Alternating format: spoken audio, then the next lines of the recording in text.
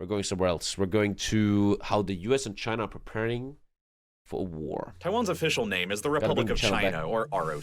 The government that was initially established all the way back in 1912 across mainland China. Here's everybody cares about TommyKay's opinion, right? I'm a very important influencer here. I always felt that Mao Zedong is one of the biggest just in history, man. The guy backstabbed his own country as it was facing the worst attack ever from Japan, backstabbing, stealing guns, taking it all over as the Kuomintang has defended against the atrocious war crimes of the Japanese, putting himself as the leader, killing 50 million in his fucking Spring Revolution. Disgusting, man. The world is like Game of Thrones, man. The good guys don't only win. Following the collapse of the Imperial Qing dynasty, the ROC was subsequently one of America's top allies during the Second World War, fighting against the Japanese in the Asia-Pacific theater. Now losing but Chinese following the viewers, conclusion of that war, the Chinese nationalist government of the ROC almost immediately resumed its long-standing civil war against the Chinese communists. By 1949, the communists had emerged victorious in the mainland of China and proclaimed the People's Republic of China, or the PRC. But the nationalist government of the ROC continued to survive and fled from the mainland to Taiwan, where they have remained at ever since. Both governments, the ROC and the PRC alike, never agreed on any kind of formal peace treaty and have remained officially at war with one another ever since, with both sides continuing to officially claim on paper to be the sole legal government of all of China ever since, meaning that the Chinese Civil War never really ended in any official capacity and has remained frozen for the 74 years of history that have followed like ever your since local 1949. petroleum station's CCTV. The United States had been among the very first countries in the world to recognize the ROC government back when it was first established in mainland China in 1912. And after the retreat to Taiwan in 1940. I remember when I was 16 in school, we had to do a speech in English class about a random topic. And I remember I talked about how China's building up their army. This was like fucking so many years ago. If you study China a bit, I talked to engineers the other day that were working here. Back in the day, China was so dependent on the West. They needed Western engineering, Western technology. They don't need it anymore. They're done now. They built their own machines. They don't need no German fucking concepts anymore. That China is getting ready. The United States continued recognizing the ROC as the sole legitimate government of all of China for decades. And you have to just be honest about one thing, man, that the rise of China is partially also coming from the greed of the Western white man. America especially has put all their production into China, Vietnam, etc., because the capitalist was looking for cheap labor. Hey, if I do all these products, if I manufacture them in China, where they have no fucking rights, I will make a shit ton of money. Which made these capitalists very fucking rich. Look at Apple, right?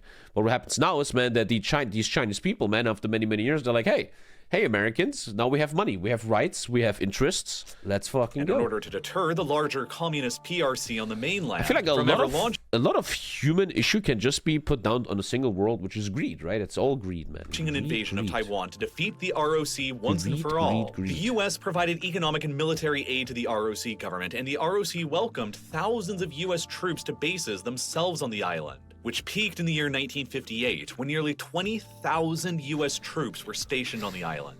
And it wasn't just American troops on Taiwan either. Chinese almost have no rights. I lived in China once for 6 months, and the thing is about Chinese people, they love their country, man. You have to understand. You and me, we Westerners, we're like, oh, these Chinese people have no rights, these poor people. Look, man, when you go to China, they love their country. They laugh about you and me. They laugh about the West. They're like, you Western idiots. You have gay people and pride flags everywhere. They don't feel like losers, bro, like we think. They love their country, and they think the West is a fucking joke, man. The only people I saw that look different is the university students, which is often the case in history, right? The Chinese university students were very educated, and they understood that, like, all the Chinese students, when they came to Germany, they just wanted to stay here, man. They literally wanted to not go back, man. They just wanted to... Like, one guy even was missing. There was one guy who just went missing, man. He just wanted to live in Germany, man. They love the freedom here. The thing is also about these Chinese people, they don't know any different. In university, where you have adults, right, 18-year-olds and higher, they have to always be at home at 10 p.m. They're not allowed to leave the university after 10, even though they're 22 years old, right? But it was normal to them. It was just normal. They don't know any different. The U.S. Air Force activated an entire air division that they headquartered in Taiwan, while the U.S. even deployed some of their own nuclear weapons. That's why Mao used universities. Well. And in 1955, the U.S. even signed a mutual defense pact with the ROC, promising to intervene militarily on their behalf if the PRC ever launched a cross-strait invasion, which all firmly deterred the PRC from ever considering such an invasion for decades. In fact, the ROC themselves in Taiwan, still determined to reclaim the Chinese mainland by force throughout the entire Cold War, offered the US to invade the Chinese mainland on multiple occasions throughout the 1950s and 60s. The closest it ever came was in the early 1960s, when, in the midst of the Great Chinese Famine that killed tens of millions in the mainland in the PRC's first nuclear weapons test in 1964, the nationalist ROC government believed there was enough instability within the mainland to launch a cross-strait invasion of their own and hope that millions of disillusioned Chinese mainlanders would end up taking their side. The ROC mobilized hundreds of thousands of troops for this operation and requested direct US support for the invasion of the mainland on multiple occasions. But constant American refusals began forcing them to reconsider, and then in 1965, 3 ROC naval vessels were intercepted by the People's Liberation Army Navy and sunk by torpedoes, killing nearly 300 ROC naval personnel, nice invasion, guys. which Good convinced job. the You need ROC Green Navy military first. that they were not as prepared for a cross-strait invasion of the mainland as they had previously thought. All of the invasion plans were shelved. And then in the 1970s, the geopolitical situation for the ROC began to change dramatically. By this point, the PRC and the Soviet Union, the world's 2 largest communist states, were having a massive falling out. In 1969, the Chinese and the Soviets were literally on the brink of war over a series of border disputes and clashes in the Soviet Far East, in which I mean, if I was China, I would fucking claim that shit too. Why the fuck hundreds not? of soldiers were killed and wounded, and the United States began sensing know an about this. opportunity. Washington strategically chose to begin switching its recognition of the nationalist ROC on Taiwan as the sole legitimate government of China to the communist PRC on the mainland, in order to gain the much larger PRC as a fellow ally opposed to the Soviet Union. And in order to do that, it became necessary for the United States to begin winding down its obvious military support for the ROC on Taiwan. By 1974, the US had removed all of their nuclear weapons from Taiwan, and by 1979, the US had removed all of their troops and equipment from the island as well. America's direct military presence on Taiwan was over, and then, for the first time ever in 1979, the US severed their official diplomatic recognition of the ROC as the government of China, and formally recognized the PRC as the government of China instead. This also meant that by 1980, the US had revoked its mutual defense treaty with the ROC as well, and Washington also stopped Let's hope that giving doesn't any happen to economic Ukraine, and man. military aid to their government. But unofficial connections between the ROC and the US remained. Deprived of free military aid, the ROC switched to directly buying US weapons and arms instead, and the US government was more than happy to continue selling That's to clever. them. From 1955 to 1980, the official US position on a PRC invasion of Taiwan was very How often you have people fighting each other that are just the same. Look at Ukraine and Russians, man. They're just Slavic people speaking almost the same language. Look at West and East Germany. We're the same people, man, but we're still shit on each other because of that fucking wall. Look at this shit. Taiwan and China, they're just fucking Chinese people, man. Normal people that are the same, and it's just governments and weird leaders and greed just fucking it all up, dude. clear. The US would intervene militarily to stop it. But after 1980, the official US position shifted to a policy of deliberate strategic ambiguity. The US would never publicly commit to defending Taiwan from an invasion, but would also never My publicly God, commit to this not chat sometimes. defending Taiwan from an invasion either. There has never been another formal defense treaty between the ROC and the US ever since the revocation of the original one in 1980. And for decades throughout the 1980s, 90s, and 2000s, this American policy of strategic ambiguity was still enough to deter the PRC from ever considering launching an invasion, as the mere possibility of America's vastly superior military still intervening was enough to make the relatively weaker People's Liberation Army reconsider. Between 1995 and 1996, the PRC fired missiles into all of these zones to the north of Taiwan and carried out military exercises in all of these zones of the Taiwan Strait. And the US military responded by sending 2 separate aircraft carrier battle groups through the Taiwan Strait in a huge show of force to the PRC They're like, go away, go away. 50 Cent is in the club, and a bitch. show of support Da- to the da- ROC, da. and the PRC chose to back down. But as China's economy began dramatically expanding in scale since the 2000s, so too has China's military and long dormant geopolitical ambitions. In 1996, during that so-called Third Taiwan Strait crisis, the PRC's annual military spending was only a paltry $14.3 billion. Wow, that's nothing. Compared to the U.S. military's annual 96. budget of the time at around $288 billion. Jesus fucking 20 Christ. times the size of the PRC's Elon Musk will beat that military. Holy fuck. military budget at the time. But fast forward from then to now, only 27 years later, and the PRC's military budget has exploded by more than 20 times over to more than $293 billion per year now, which is currently equivalent to about a third 900 billion. Alter Schwede. 900 billion for a single year.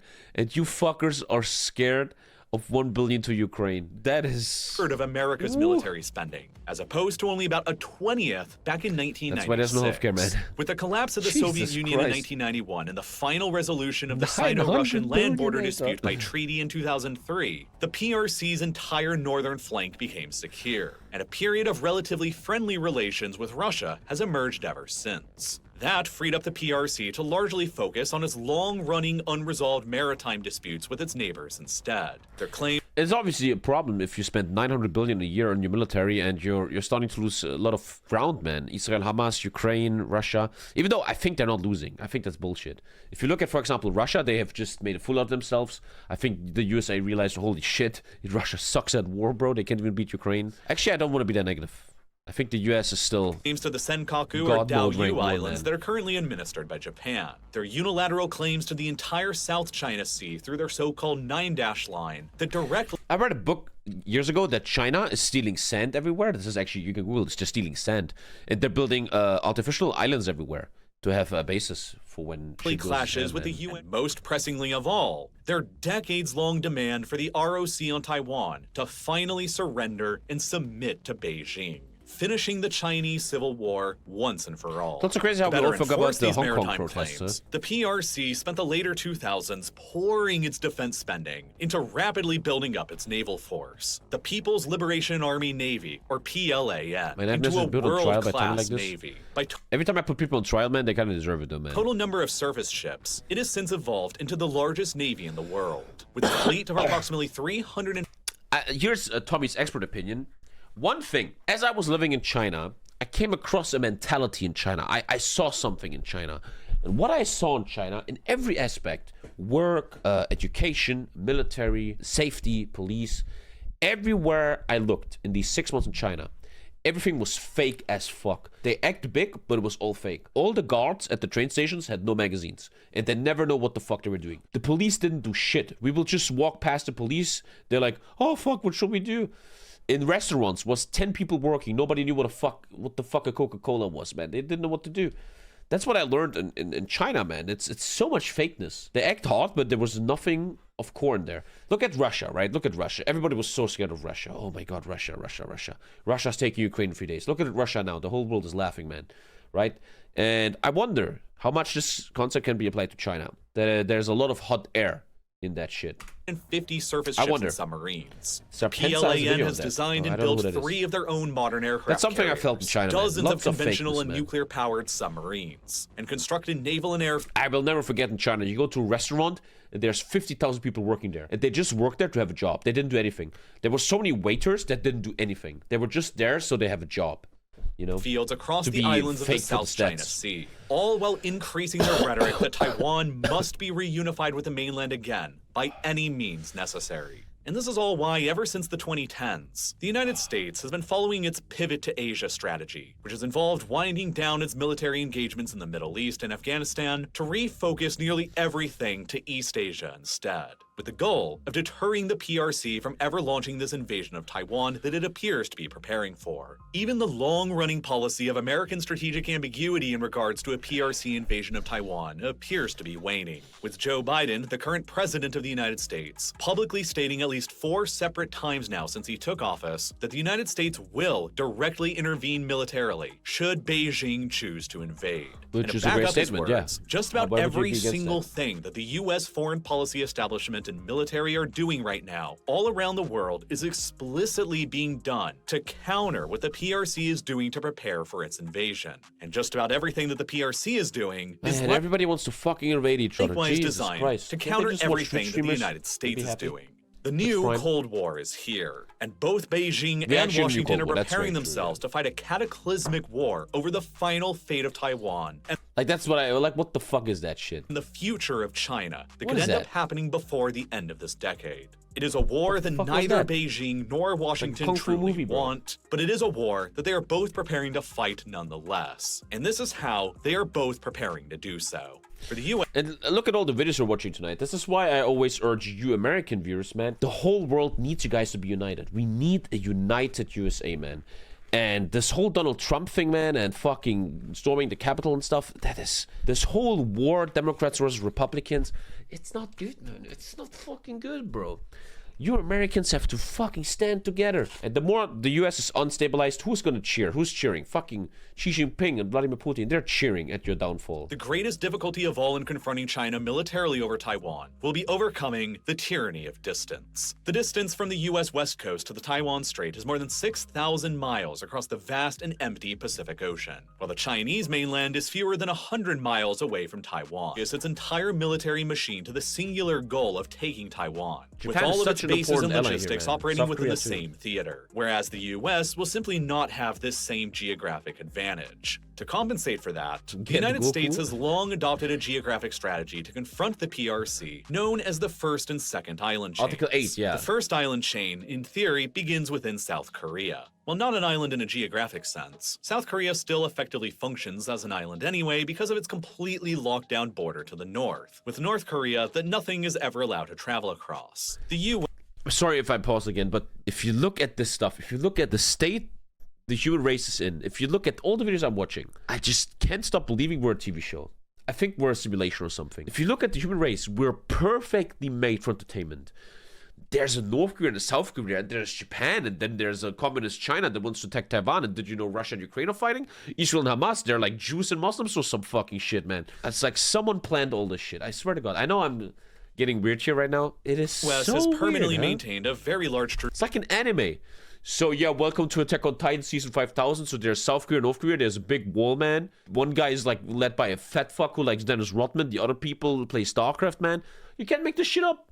You can't make this shit up. How is this real? troop presence in South Korea ever This shit since is the Cold fucked up. War in order to deter the North Koreans from ever launching an invasion, and to also conveniently have troops nearby Someone to turns China story and cloth and gets Taiwan. random shit everywhere. Currently, the U.S. military operates several bases across the country with about 22,000 total troops being present, including 2 U.S. Air Force bases at Osan and fucking my voice Kunsan tonight. on the South Korean west coast on the Yellow Sea, immediately opposite from China, both of which have dozens of F-16 fighters based at them Koreans that play are LOL on easily within StarCraft, and we have the next band. range of flashpoints in the Taiwan Strait, the East China Sea, and the Yellow Sea. Moreover, the South Korean government has recently made it clear that they will ask the U.S. to bring back American nuclear weapons to the country as well, something the United States pulled out from South Korea back in 1991 at the end of the last Cold War, that are likely going to be returning again soon. Extending from South Korea, the next component of America's first island chain then runs through Japan, where the U.S. has maintained a very significant military presence ever since the end of World War II.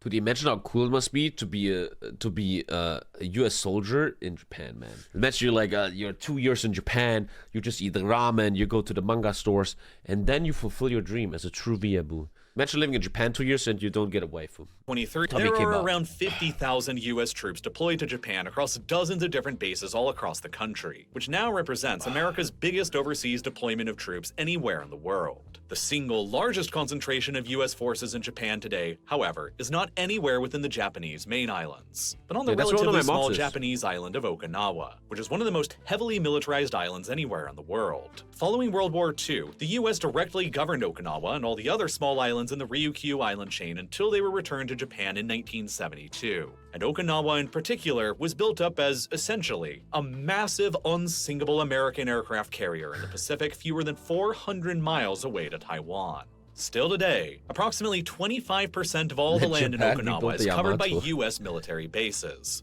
There's around 26,000 U.S. troops who were deployed to the island, more than all of the What does Okinawa look like? Dude, back in the day, I had a weird hobby. Dude, let's just randomly zoom in on Okinawa. It's probably very beautiful there. Okinawa. That's Okinawa, right? There's only one. Damn, it's beautiful. Look at this. That was a hobby of mine. Back in the day, I would just randomly zoom into stuff. Imagine living here. Oh, look. Gymnasium. There's like a school. There's a lot of fields. This must be so beautiful here. A lot of Japanese people living here. They have a beautiful beach. This is fucking beautiful, man. Isn't it cool we can do that? Anyway, U.S. troops in South Korea, and a bit more than half of all the U.S. troops deployed to Japan. Okinawa is also the site of the U.S. Air Force's largest and most active base in all of East Asia, Kadena Air Base, which is also home to the U.S. Air Force's 18th Wing, the largest active combat wing in the entire Air Force, home to bombers, helicopters, reconnaissance craft, and fighters, including brand new cutting-edge F-35s that are steadily being moved into the base to replace the older F-15s. I did that back in the day a lot. Kadena is only about 500 miles away from the Taiwan Strait. The base's fighters and bombers are easily within range of launching sorties out to intercept advancing Chinese ships and planes during an invasion scenario. And together with the U.S. Air Force's other bases in South Korea, they can easily cooperate together to battle for air superiority over the narrow Korea Strait, and ideally block China's warships from being able to break out and expand the war into the Sea of Japan.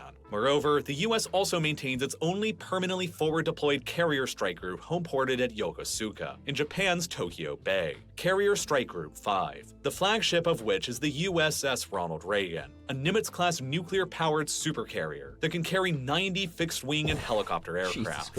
Accompanying the Ronald Reagan and Carrier Strike Group 5 in Yokosuka are an additional 3 Ticonderoga-class cruisers and 7 Arleigh Burke-class destroyers, which make it the U.S. Navy's largest carrier strike group currently in service, and which is, naturally, very close to the Ryukyu. How many thousands of Americans are not even in America, bro? Meanwhile, the first island chain continues southwestwards from Okinawa through the other small Japanese islands of Miyakojima, Tarama, Ishigaka, Takatomi, and Yonaguni, the latter of which is fewer than 7. Yonaguni, one sec. I'm fucked up in the head. Oh, look how beautiful. Oh, there's like a big aircraft thingy, yeah. Oh, I know shit. Yo, I gotta call Xi Jinping, bro. I know shit. I know stuff. I've seen it. 70 miles I don't know if I'm away a from boomer, Taiwan. but I think that's so beautiful. All of these islands are tiny and remote from the rest of Japan, but they are becoming significantly more strategically valuable, as all eyes begin being focused on Taiwan, including Japan's. In 2022, amidst the Russian invasion of Ukraine and fearful of increasing Chinese and North Korean strategic moves in East Asia, the Japanese government announced an unprecedented plan to remilitarize and expand its defense spending to levels never before seen since the Second World War. The Japanese Defense Ministry has now requested a budget of nearly $53 billion for 2024. I thought Japan has only 53 billion defense, which is the 4th biggest in the world, where America has 900 billion. Which will put the Japanese self-defense... Dude, America could just fucking go Hitler and take over the world, man. ...forces on about a par with the defense spending of France. In its 2022 National Security Strategy Report, Japan clearly identified China as its, quote, greatest strategic challenge. Consequently, Japan is investing its new upgraded defense spending into anti-ship and anti-air missiles, radars... Japan must be so beautiful. I can't wait to one day go to Japan. I gotta wait till my kids are older, man, so I have time on my own, right? But...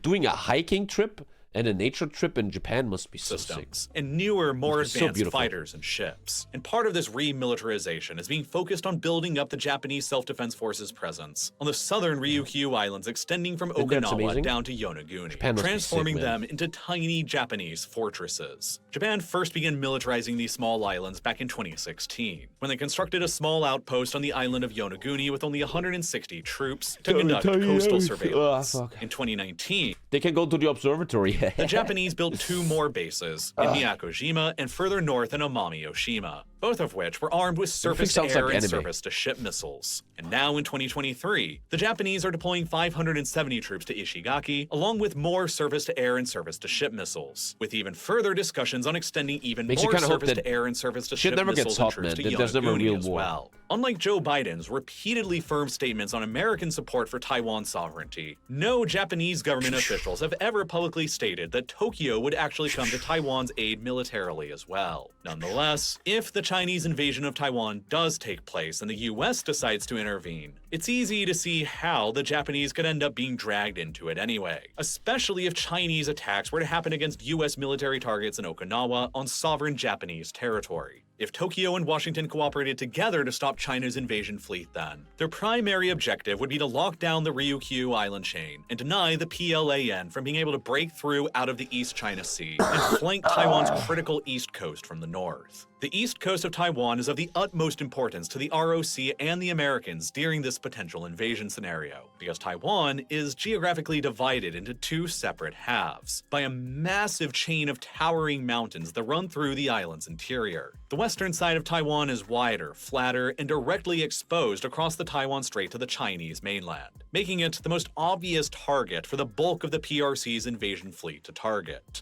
The eastern side of Taiwan between the ocean and the mountains is far narrower, more surrounded by rough mountainous terrain, separating it from the west and opposite of the Chinese mainland, meaning that the east will serve as the ROC's primary rear base of operations during an invasion scenario, and it will be the final line of defense where Allied troops deciding to militarily intervene can land at to help turn the tide of battle, like the Americans and Japanese, denying the PRC any ability to flank Taiwan from the north or the south, and getting around to attacking this vital rear base in the east of Taiwan is thus of the utmost importance to American military planners. The northern component of the first island chain, consisting of all of America's military assets in South Korea, Japan, and Okinawa, along with Japan.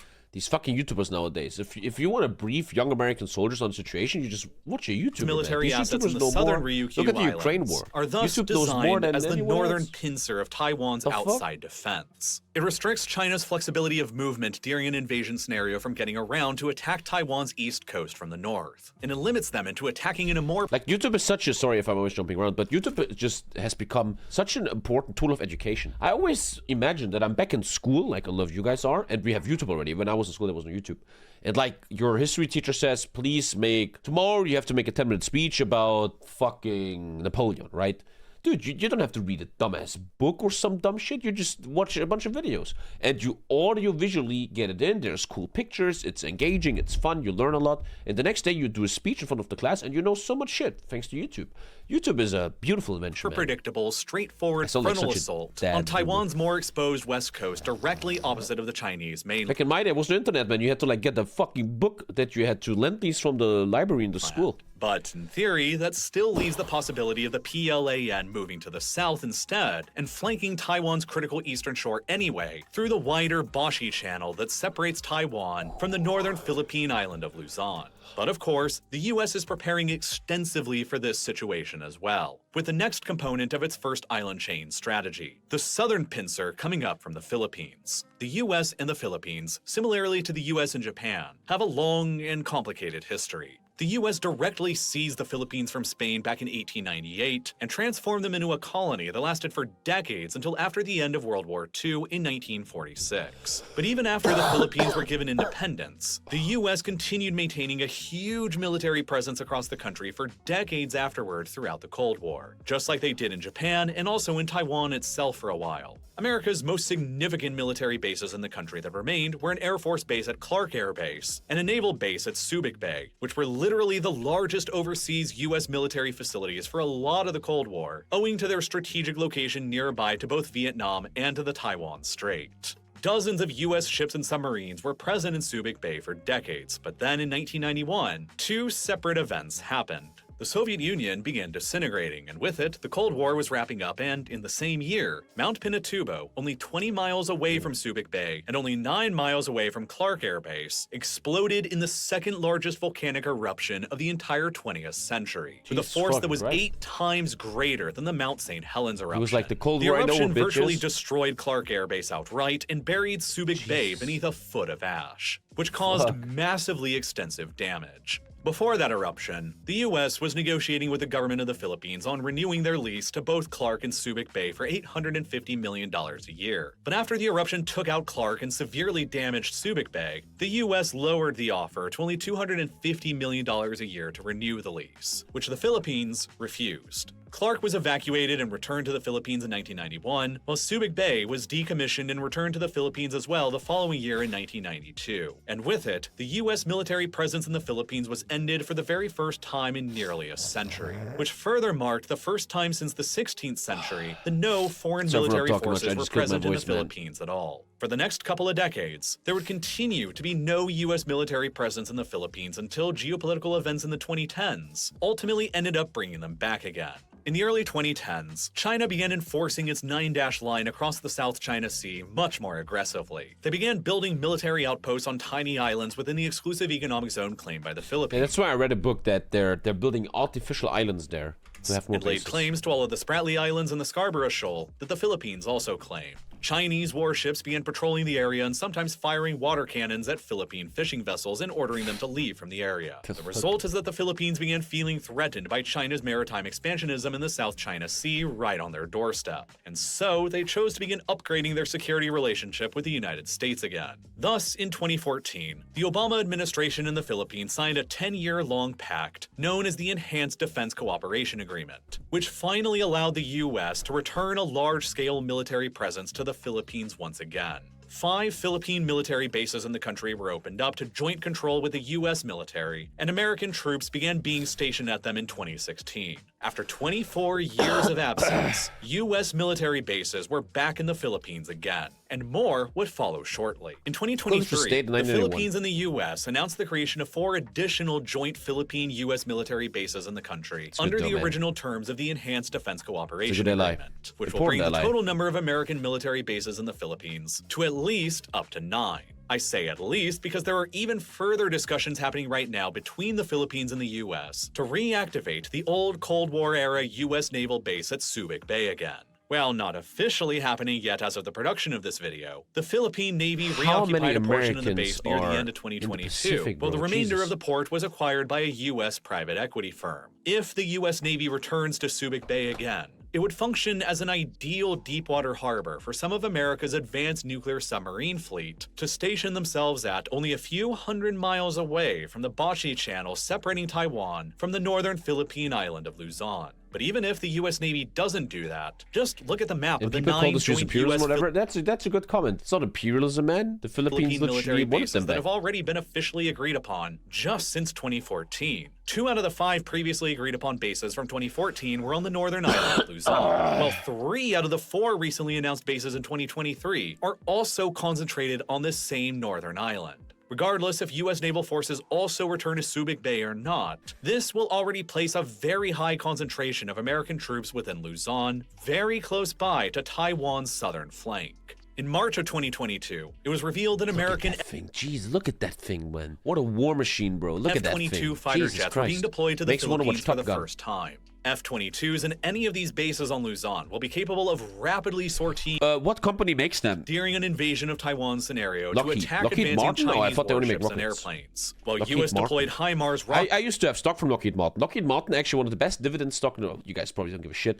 One of the best dividend stocks in the world. You get a lot of money if you invest in them, man. Lockheed Martin is a very good stock, man. Will have the range to strike everywhere within the Bashi Channel between Luzon and Taiwan. The goal of which will be to obviously block the advancing PLAN from being able to break through the Bashi Channel and flank Taiwan's vulnerable and critical eastern coast. Yeah, a lot of defense companies make really good money right now. Will be a primary war aim of Beijing's during the invasion, not only to flank Taiwan's east coast, but to also attempt a capture of the extremely important Taiwanese port city of Kaohsiung. Kaohsiung is Taiwan's largest port by far, that all on its own accounts for 62% of all the island's total cargo volume and the majority of its oil volume. Seizing Kaohsiung early on would deny the ROC defenders the ability to import large amounts of supplies, fuel, resources, and reinforcements, and it would enable the PLA to use it instead to keep funneling in more of their own troops, supplies, and fuel to the island instead. American HIMARS placed in the northern reaches of Luzon would be nearly within range of striking the area around Kaohsiung to attack approaching PLAN landing ships, or to deliberately destroy the... I know I sound like... you know when you were young? You were really into war. You guys watch HOI4 Mods, you probably were like that. You were into war, but your parents realized, like, you dumb kid, war is really bad. And I'm reaching that age now where I'm like, Bro, I just hope this never fucking happens, man. Bro, it would escalate so facilities bad, bro. themselves if they were to fall into the PLA's I know young people are always into war, and they're like, this Taken is so altogether, cool, man. the But when you US get older, you're military like, strategy man, to this shit defend is so Taiwan cool, bro. during an invasion scenario involves this northern pincer with their bases in South Korea, Japan, and Japan's Ryukyu island chain blocking any ability for the PLAN to advance from China's shores into either the Sea of Japan or out into the Philippine Sea, where they could be capable of flanking Taiwan's critical eastern shore from the northern direction. While the southern pincer with the US military bases in the Philippines is designed to simultaneously deny the PLA. Makes you think that somewhere in China there's a room with a bunch of Chinese people in it, and they have been debating for years how to do this, right? They make plans and stuff. What a weird job to have. And when I was younger, I wanted that to be my job. I remember when I was a kid and I was really into war, right? As a fucking 16-year-old boy, I wanted that to be my job, to be a general and be like, President, I made a plan how to take Taiwan, man. The fuck, man. Yeah, any ability to advance through the Bashi Channel and flank Taiwan's eastern coast from the southern direction.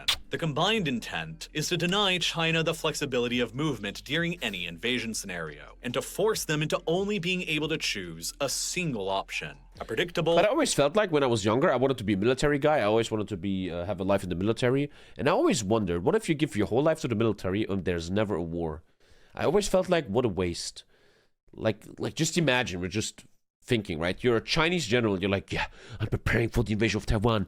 My whole life I've been training for this. And then it never happens, you fucking die of a heart attack. Frontal amphibious assault on Taiwan's well-defended and prepared western reaches, while the East Coast remains relatively stable and safe just long enough for outside help to be able to arrive and begin turning the tide. But I don't want to offend anyone in the military, but I, for myself, would have felt like I could have probably done something different. America's first island chain strategy doesn't end in the Philippines. It continues even further down to another island, the smallest one in the entire strategy, but likely the most critical one of all, Singapore. The US has got a joint naval base down here as well that they share with the Singapore Navy, and which has the capability to accommodate an American aircraft carrier and its accompanying destroyers. During a wartime scenario with China, America's naval presence in Singapore grants it the ability to almost immediately take advantage of China's greatest Achilles heel, blockade the Strait of Malacca, a tiny Nothing changed, man. HOI4 tactics, bro. 1.5 mile wide stretch of water through which a whopping 6 Imagine you're a Russian general who plans to overtake Europe and then you get stuck in Ukraine and fall out of a window. 50% of all the oil China currently consumes passes through on its voyage from the oil-rich Persian Gulf. Halting any of these tankers from passing through the strait would immediately eliminate 60% of China's entire oil supply, which would immediately force Beijing into making difficult decisions once their stockpiles of oil start running out.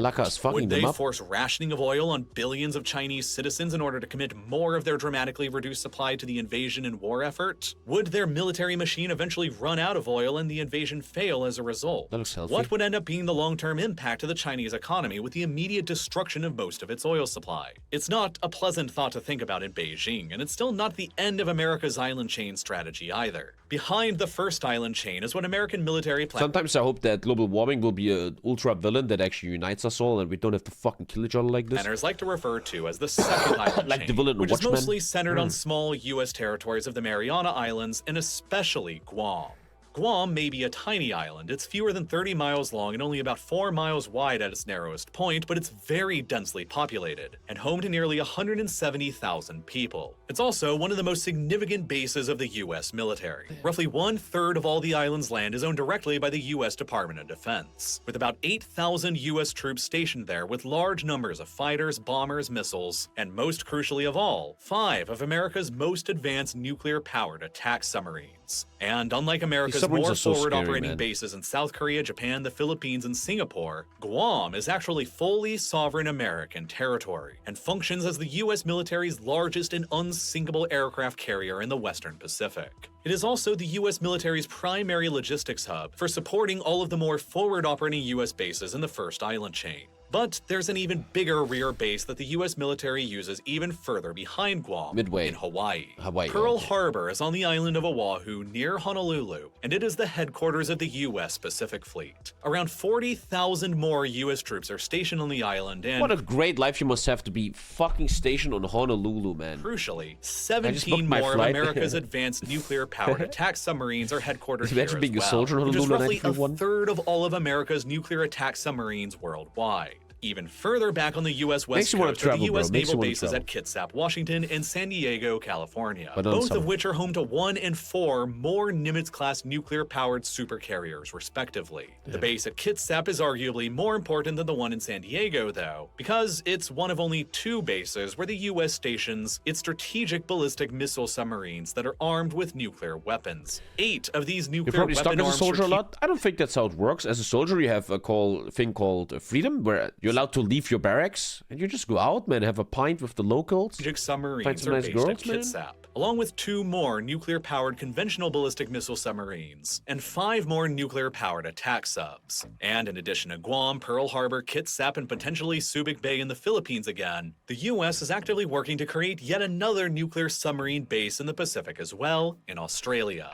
In 2021, This entire video makes me feel like if you're China, man, maybe just don't do it. the governments of Australia, the maybe UK, just and the don't do US it. announced If I was the leader of China, right, Democracy 4, don't beat the US with military, beat them with lifestyle, politics, capitalism, right? Take away their global GDP stuff and shit. You can't beat them with the military unprecedented stuff. security pact between TikTok, them that they TikTok, called yeah. AUKUS, an anagram of Australia, the TikTok. UK, and the US. Before this treaty, the United States had never before shared its top secret nuclear submarine technology away their with another attention country spans, yeah. besides for the UK back in 1958. For the And first China is time doing that, right? They're getting rare earths in Africa and ever shit. They're since buying then, like the AUKUS ports pact in will see the Germany. US and the UK China's sharing their stupid. top secret nuclear submarine technology with the Australians to help them develop their own nuclear subs. As a part of the pact's terms, the Western Australian city of Perth will become Look at shitty Australia, man. It's just a piece. Look at this. This looks like a raw steak. Look at this stuff. This looks like the cheapest $1 steak you found.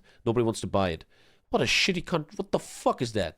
Fuck Australia. the host of the next major nuclear submarine base in the biggest Indo-Pacific. anti-ginger country ever. American Look at and this British shit. nuclear submarines will be stationed at Perth until Australia purchases a set of 5 modern nuclear submarines. That's why in from the HOI4 you United only States to invade the station there cities, man. You don't go themselves. inside. You don't And go deep. they'll eventually develop their own domestic nuclear submarine program by 2050. But the AUKUS pact has been extremely controversial within domestic Weird question. Which company builds nuclear submarines for the US? What's the company called? Australian Who does that? politics. Australia agreeing to the deal necessarily meant that the Australian government also had to suddenly and without any notice cancel a prior nuclear submarine agreement that they had made with France Your mama. that was valued at 56 General Dynamics electric boat. General Dynamics. Damn. billion Must make a lot of euros, money. which resulted in an understandably outraged French government McDonald's. that recalled their ambassadors from both Australia and the United States over the incident. Moreover, the new AUKUS deal is currently estimated to cost the Australian government up to $368 billion over the next several years through to 2050. Fuck, An mate. extremely high amount of money that many Australians feel could be better spent on more domestic issues at home instead.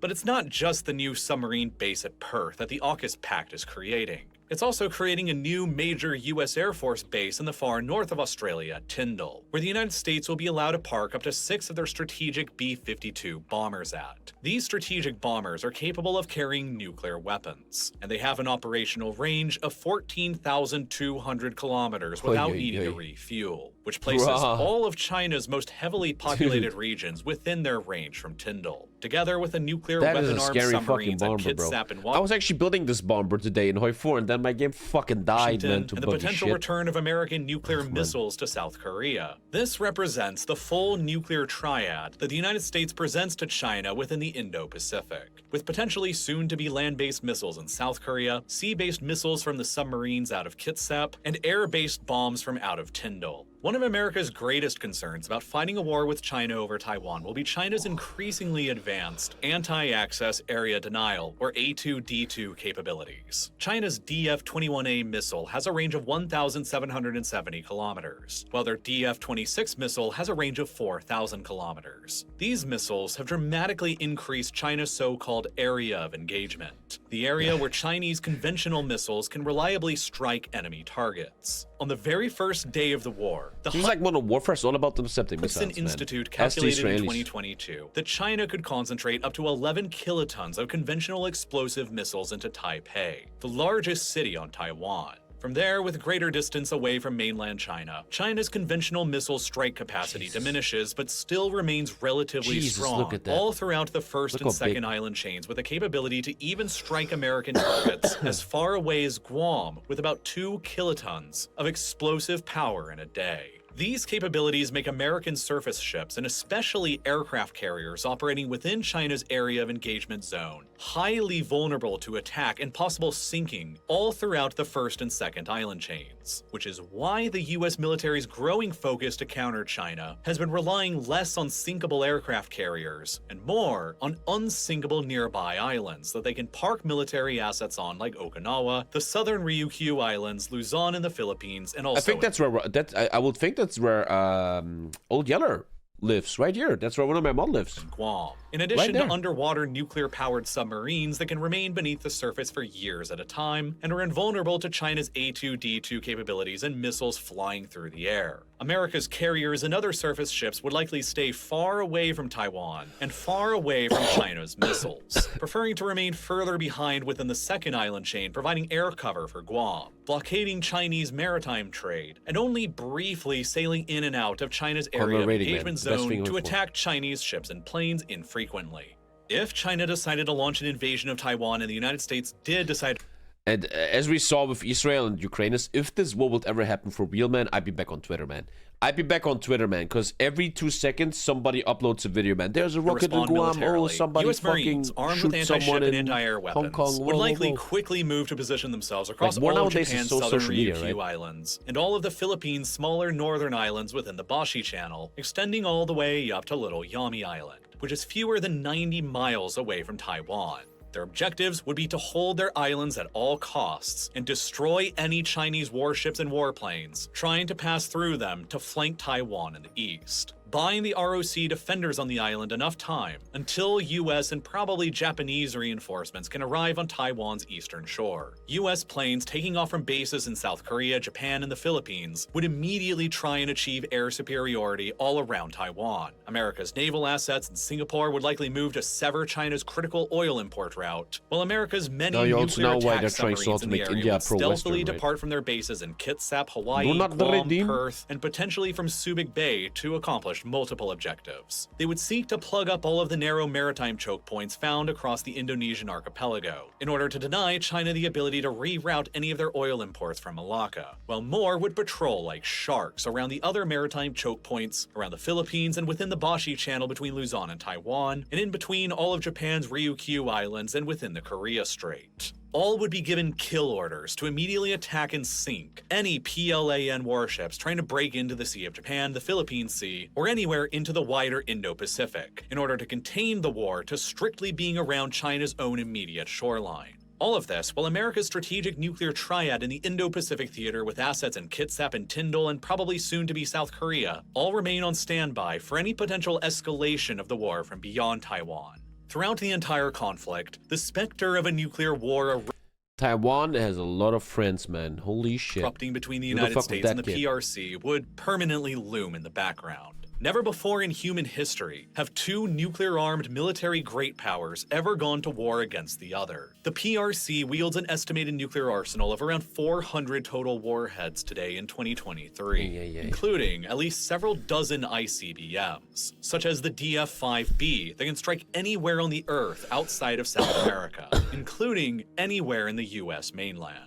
By the end of the 2020s, the PRC's nuclear arsenal is expected to further increase, up to around 1,000 total warheads. Still much smaller than the man. American nuclear weapons arsenal, Makes but you also wonder why, still huh? the Why do third we need this largest shit? nuclear arsenal in the world. That will be Fucking plenty hell, capable of 1,000 nukes. annihilating the United States and ensuring Fuck. mutually assured destruction between Beijing and Washington, should one ever be tempted to use them in the conflict. With both Beijing and Washington possessing such apocalyptic capability of annihilating the other with nukes, many theorists believe that neither the PRC nor the US would ever dare to I strike thought the other day, I often think about aliens. I'm a bit fucked there, right? And I always wonder why aliens don't contact us yet.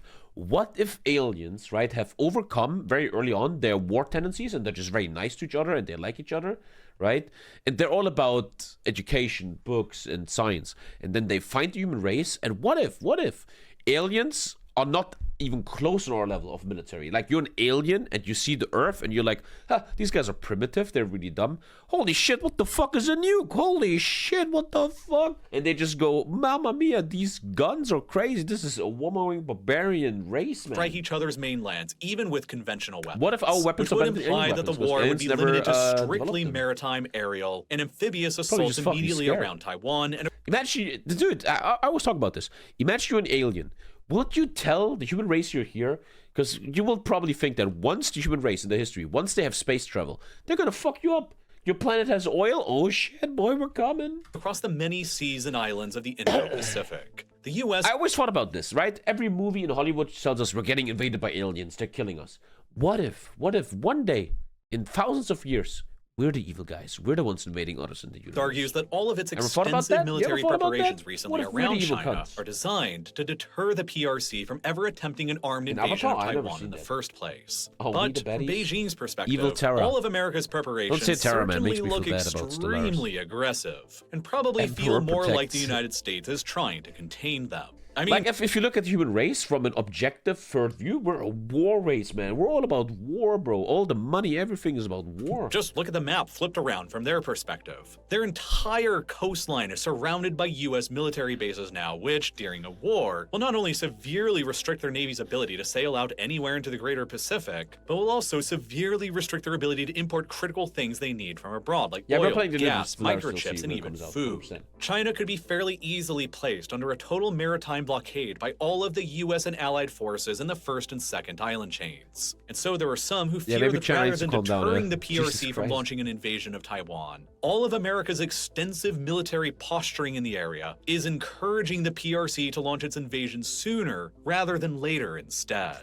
If you were in Seems charge almost of like too China, late. wouldn't it make some sense if you were determined to take Taiwan no matter what, to at least consider launching your invasion of Taiwan before the United States and allied forces around you grow even stronger? Before the AUKUS Security Pact fully comes to fruition, with U.S. nuclear submarines present in Perth, and U.S. strategic bombers present in Tyndall. Before the newly announced U.S. military bases in the I don't know. This video kind of means don't do it, China. Philippines don't do are it. established, and Don't do before it, the man. U.S. Navy can potentially return again to Subic Bay, before Japan can fully militarize its southern Ryukyu Islands, and before American nuclear weapons return to South fuck Korea, is that? and before Taiwan purchases more capable arms from the Americans. The more and more that the U.S. prepares for this war with China that it is trying so desperately to avoid, the more it risks pushing China into deciding to launch the war for Taiwan in the first place before it becomes too That's a late weird for them argument. to I don't do so. know. I don't And know, man. China, of What is it course, supposed has to their do? own ideas for how to push back against the United States and still manage to emerge victorious in Taiwan. I would think, though, if you're Xi Jinping, right, you look at the Ukraine war. I mean, Xi Jinping was looking at Ukraine and making notes. And then he sees that, oh my god, my brother Vladimir sucks and can't even take Ukraine in 3 days, man. This whole Ukraine situation must have humbled China a bit. They're like, oh, fuck, okay. Naturally, the PRC careful would here. obviously prefer to take control over Taiwan without Vladimir, having bro, to fire not a doing so shot. well. And there are multiple steps that Beijing can take before a full-blown invasion comes. They can attempt to politically meddle in the island and hope for the return of the more Oh, Mississippi is back to retard. If you don't want war, then leave China alone. But wouldn't you then argue that China will just take Taiwan, and as there's no resistance, as you saw with Hitler or Putin, they will just keep going? That's not a very educated comment, I think. pro-reunification Kuomintang party to power in the upcoming January 2024 presidential election. But the Kuomintang have been absent from power in the ROC ever since 2016, while the more pro-Taiwan Independence Democratic People's Party, or DPP, has been in power ever since then. Nice. If the DPP wins the election in January of 2024 again, and it appears that political meddling within Taiwan isn't working as intended, then Beijing can take more limited, so-called gray zone actions I'm fucking busy, man. to What the test fuck the you guys want international from me? Look at community's that guy. resolve on Taiwan first, before Why do committing to the dictators always full-scale walk and act invasion like option. gangsters, man? One They of these always look options like would be a Scooby-Doo invading and movie. seizing Kin Men. You know, Democratic leaders are like, Joe Biden doesn't know where he is, and European leaders, hello, hi, yeah, nice to meet you, let's be friends, yeah, I will. And then Putin, Xi Jinping, they're like, 127,000 people that are governed as a county of the ROC, that are 187 kilometers away from the ROC's main island of Taiwan, but nearly 5 kilometers off of the coast of the PRC's mainland. Attacking and seizing kin men from the ROC Would could be true. serve as the PRC's dress rehearsal That's a meme though, right? He says something in chat. for a later full-scale invasion up, of the Beijing? ROC in Taiwan later. Would the What does that United mean in States, Chinese? What does he after say? all, really risk a cataclysmic war with China simply over little kin men? It would be very similar, in a way, to Russia's more limited invasion of Ukraine back in 2014, when they quickly seized control over Crimea and Sevastopol, which warranted very little Western intervention beyond a few limited economic sanctions, and which obviously precipitated Russia's full-scale invasion of Ukraine 8 years later in 2022. China is currently watching very, very closely with how the West continues to react to the evolving Russian invasion of Ukraine. If the West's resolve eventually ever falters over Ukraine and they stop sending aid and then Ukraine subsequently collapses, it sends a clear message to Beijing on how long they might have to wait. That's why I've been saying for 2 years on this channel, man, to retalk like Mississippi, we have to support Ukraine, man. We all have to help Ukraine. Ukraine is a symbol. It's a sign. And if Ukraine falls, it would have fallen, man. It would have been a very bad sign to our enemies. For the West to similarly capitulate over so important here, Taiwan, man. and thus, seizing kin men could serve as the PRC's version of Russia's early seizure of Crimea. And then, beyond that, there is the option to initiate a limited or a partial blockade of Taiwan. It always reminds me of Hitler, right? In the beginning, when he got all his success. Can I take Sudetenland? Oh, can I get memo? How about I Anschluss Austria real quick? Or can I even annex Czechoslovakia? Thank you, guys. Dictators, right? Like Xi Jinping and Putin. The more power you give them, the more you make them believe in themselves, the more dangerous they become. The PRC could declare either around Taiwan and aim it at the island's greatest Achilles heel, its critical overdependence on energy imports. You see, Taiwan imports the overwhelming majority of its energy resources from abroad, to the tune of 97% of the energy that they consume, including virtually all of their oil, liquefied natural gas or LNG, and coal. A lot of these imports come from other countries who are relatively friendly to the ROC, like Australia, who in 2021 provided 55% of Taiwan's coal imports and 32% of its LNG imports, along with the United States, who provided a further 9% of Taiwan's LNG imports and plans to expand those imports even further. But many more of Taiwan's foreign energy providers are not as solidly friendly and committed to Taiwan's sovereignty as Australia or the United States, and are substantially more vulnerable to coercion coming from Beijing.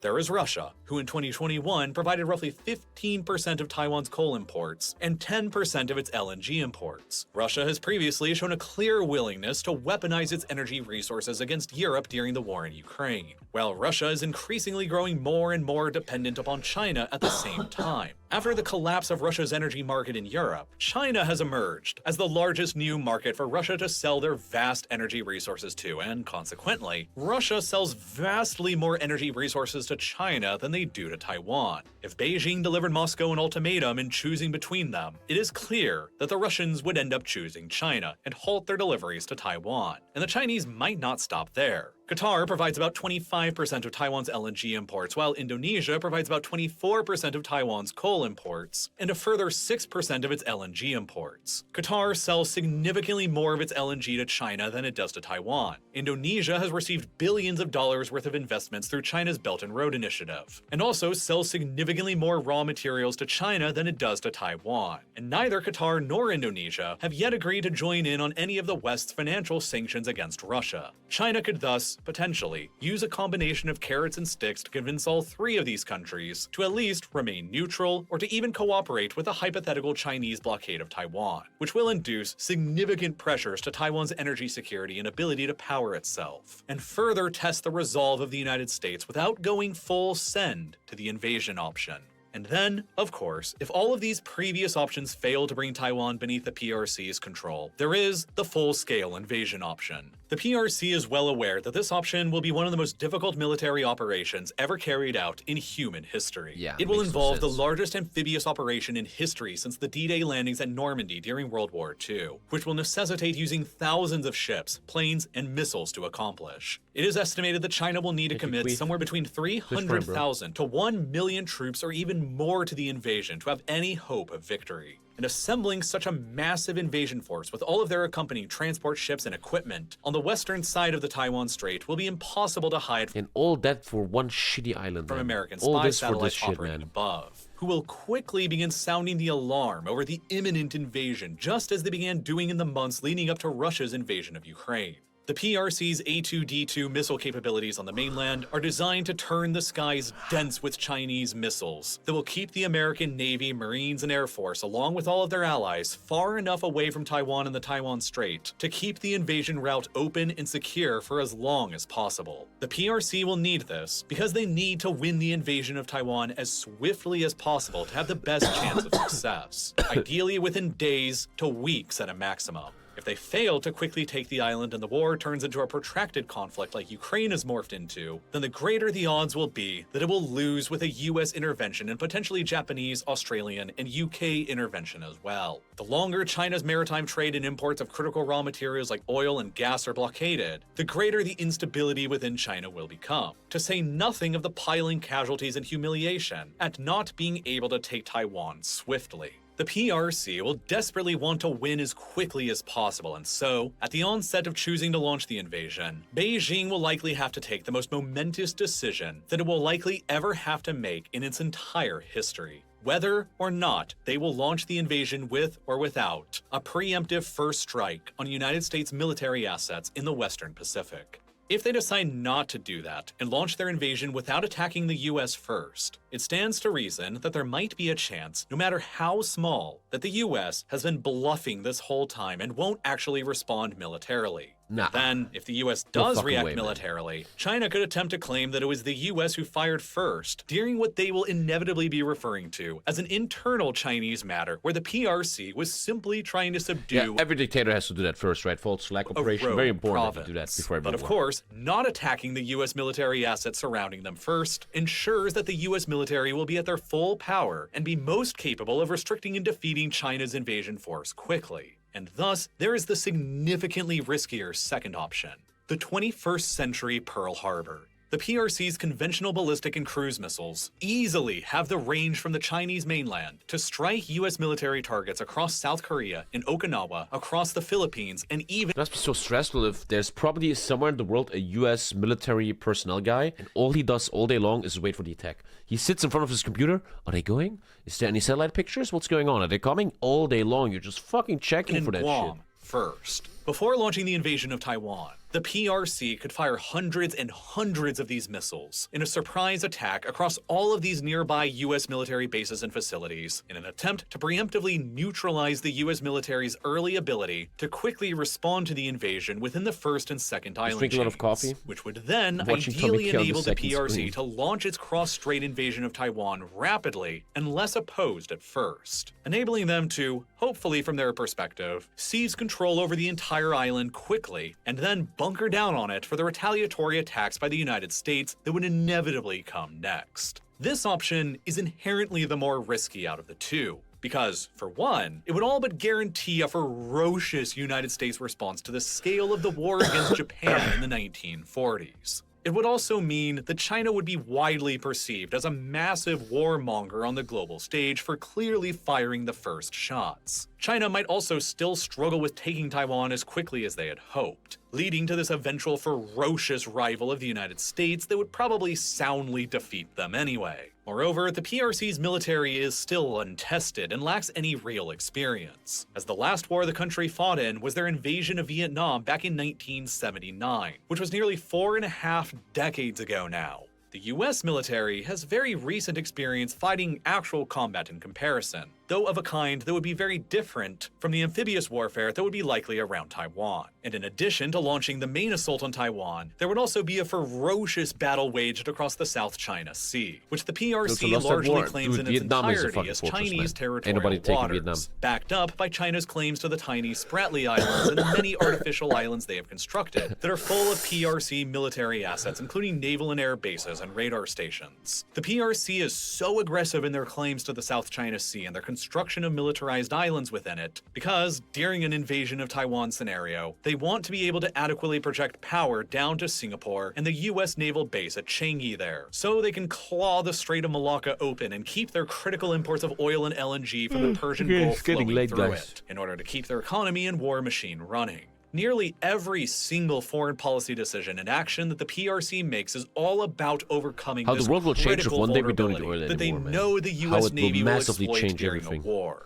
It's partially And why I the think the PLA opened their billionaires first of the overseas Saudis military and base in Arabs history are trying in their Djibouti, best, and but why that they're never potentially happens. seeking to acquire further bases in the future at Gawar in Pakistan, and Hambantota in Sri Lanka, and in the Coco Islands of Myanmar, all of which, so far, has been unsubstantiated but could always happen in the future. China's relentless drive to pursue its Belt and Road Initiative is primarily focused on overcoming this over-reliance on their oil and gas imports coming through Malacca, and reducing the risk of a U.S. naval blockade there and throughout Indonesia, crippling their energy imports coming from the Persian Gulf. I gotta go to bed soon. China's support for Russia and the transformation of the Russian state into a sort of Chinese 10 vassal minutes. state ever since the invasion of Ukraine has been designed to get Russian oil and gas to China through overland pipelines and the Northern Sea Route for LNG to reduce Beijing's over-dependence on Malacca. China has relentlessly pursued investments into other oil and gas-rich countries nearby like Kazakhstan and Turkmenistan as well, in order to construct further overland pipelines bringing oil and gas into China in a safer and more reliable way that the US and allies can't as easily intercept as the maritime imports coming in through Malacca. And it's why China has also relentlessly pursued investments into and supported the regimes of strategically located countries around it that can transport Persian Gulf oil and gas into China before those imports ever even It's reach losing me a bit, man. Malacca. I'm starting to Countries lose such as connection, man. Pakistan, in which China has There's a invested lot of tens symbols. of billions of dollars to create the so-called China-Pakistan Economic Corridor, a vast network of highways and railroads being built to connect the Pakistani deepwater port of Gwadar with China's western Xinjiang province, through which the Chinese will eventually be able to import large amounts of oil through from the Persian Gulf without makes having to sense. rely on those imports going through the vulnerable Strait of Malacca. Pakistan's And a pretty even more fucked up crucially country, than yeah. Pakistan, there is also Myanmar, where between 2013 and 2017, China invested billions of dollars to construct the crucial Sino-Myanmar crude oil and gas pipelines, a pair of twin oil and gas pipelines that begin in Myanmar's deepwater port of Kyokpu in the Bay of Bengal and run for nearly 500 miles across the country to Kunming in China's Yunnan province. Since these are actual pipelines and not highways or railways like in Pakistan, the Sino-Myanmar pipeline enables China to import very large volumes of oil and gas directly from the Persian Gulf without those resources having to pass through the blockadable Strait of Malacca, making it a vital component of Burma China's Roads energy is back. security and ability to confront the United States during a war over Taiwan.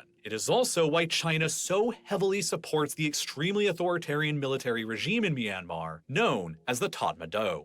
In 2021, the Tatmadaw military in Myanmar launched an infamous coup d'etat that overthrew the civilian-elected government in the country, immortalized forever by this viral clip that you've probably seen of this woman dancing as the coup plotters behind her are busy actively overthrowing the government. In that coup's aftermath, Myanmar has descended into one of the most violent and devastating civil wars that the 21st century has ever seen, and become the only failed state in Southeast Asia. The whole country has ever since become more of a geographic expression than an actual united country, with a complicated patchwork mosaic of dozens of competing rebel factions all vying for control and influence against each other and It's against the wild times. It is increasingly wild repressive times. and authoritarian central government now ruled by the Tatmadaw military. The undemocratic military regime has also since become one of the most heavily sanctioned and isolated regimes in the world as well, which has pushed them ever closer into the orbit of countries like China and Russia. Without any countries in the Western world now willing to assist Myanmar's military regime, China now has extensive leverage in the roaring country 20s. to expand their pipelines even further, to continue reducing their oil and gas imports coming in through Malacca, and to potentially pressure them into allowing the PLA to finally establish an overseas military 15 base years on left the until the Coco new Islands Hitler as should well, arrive, yeah. nearby to Malacca on the strait's western side.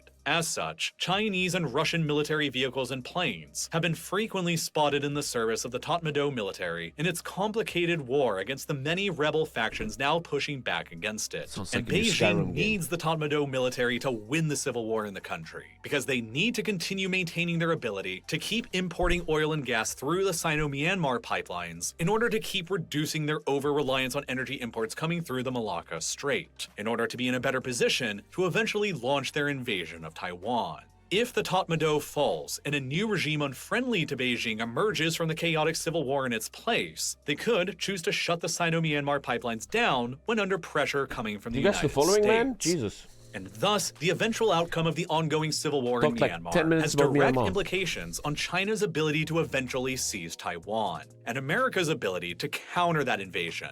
But of course, the Myanmar Civil War itself is a very, very complicated and dark subject. It has resulted in the deaths of tens of thousands of people in the country only since it began in 2021, and has become one of the 21st century's bloodiest conflicts. But just before it began, between 2016 and 2019, the Tatmadaw military regime, who now mostly rules the country, even further perpetrated one of the 21st century's largest-scale genocides against the Rohingya people in Myanmar's western Rakhine state, which resulted in unbelievable levels of human suffering rarely seen since the 20th century, and the largest refugee crisis seen anywhere in Asia since the Vietnam War. The complicated and massive internal conflict still raging across Myanmar is thus one of the darkest chapters When I see pictures like this, man, we're very lucky we're born in the West, eh?